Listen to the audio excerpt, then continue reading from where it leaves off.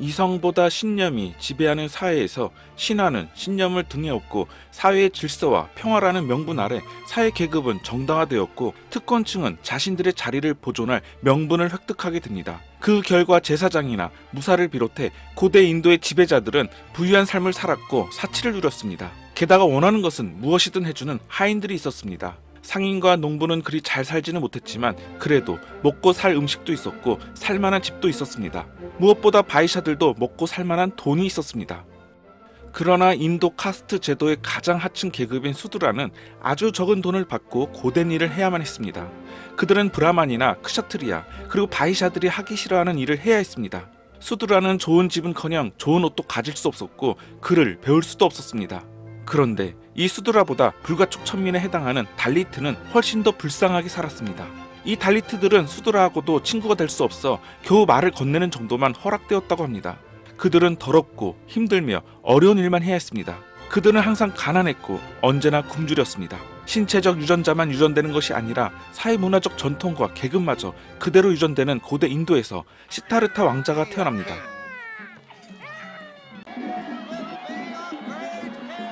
그는 왕의 아들로 태어났기 때문에 하인과 천민이 얼마나 비참하게 사는지 몰랐습니다. 시타르타의 아버지 정반왕이라고도 하는 슈도다나 왕은 아들을 위해 세계의 궁전을 짓게 하고 1000명의 하인에게 시타르타의 수발을 들도록 했습니다. 또한 최고의 선생님들로부터 각종 공부부터 운동까지 다양하게 배우도록 했습니다. 그리고 밤이면 아름다운 자장가 연주를 들으며 푹신하고 부드러운 침대에서 잠이 들었습니다. 아침이 되면 하인들이 침대로 식사를 가져왔고 시인들은 그를 위해 노래했으며 하인들은 좋은 향기가 나도록 그의 방에 향을 피웠습니다.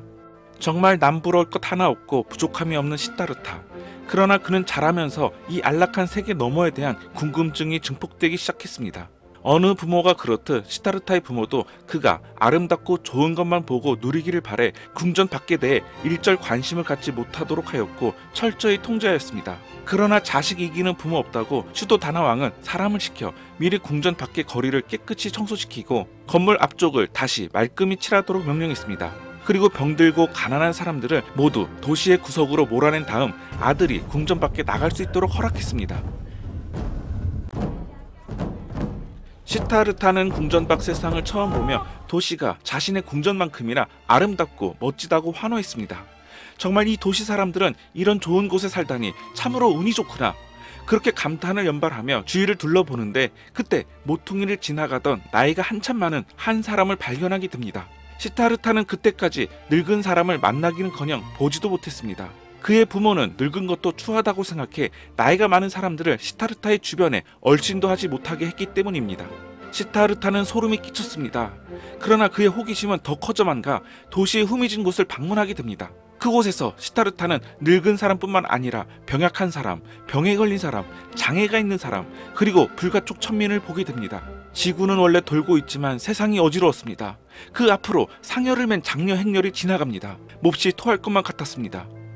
고타마 시타르타는 처음으로 늙는다는 것에 대해 생각하게 되었고 병든다는 것과 심지어 죽음에 대한 생각에 그의 첫 경험은 환희에서 충격으로 공포에서 비탄으로 풍경이 전환되었습니다. 사람들이 아픔과 고통 속에 살고 있다는 것, 그리고 모든 사람은 반드시 죽게 된다는 사실에, 아니 그 사실을 몰랐다는 사실에 자신에게 주어진 화려하고 아름다운 모든 것이 거짓이고 잘못된 것처럼 느껴졌습니다. 아마 저라면 그 충격에 한참을 방황하다가 결국 제자리로 돌아갔을 것 같습니다. 그러나 시타르타는 그러지 않았습니다. 그는 죄책감과 사명감 때문인지는 몰라도 자신의 위치를 벗어나 세상으로 나아갔습니다. 자신에게 걸쳐져 있던 모든 것을 버리고 거지처럼 나아갔습니다. 그렇게 시타르타는 몇 년 동안 정말 거지로 살았습니다.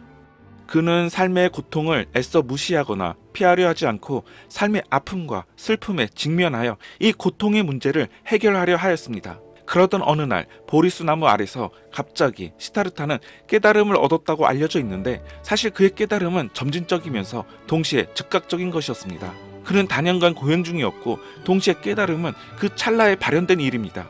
그 깨달음이란 깨달음으로 가는 길은 없으며 길이 곧 깨달음이라는 것으로 길을 구하는 자를 구도자라 하며 길을 걷는 자를 수도자라 합니다. 이제 구도자에서 수도자가 된 시타르타는 깨달은 자, 곧 부처로 불렸으며 그를 따르는 사람을 불자라고 합니다.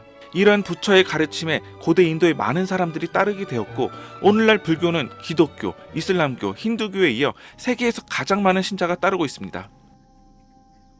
다음 시간에는 인도의 마우리아 제국, 자비로운 왕 아소카와 전생에 관한 이야기, 자타카 이야기로 다시 찾아뵙겠습니다.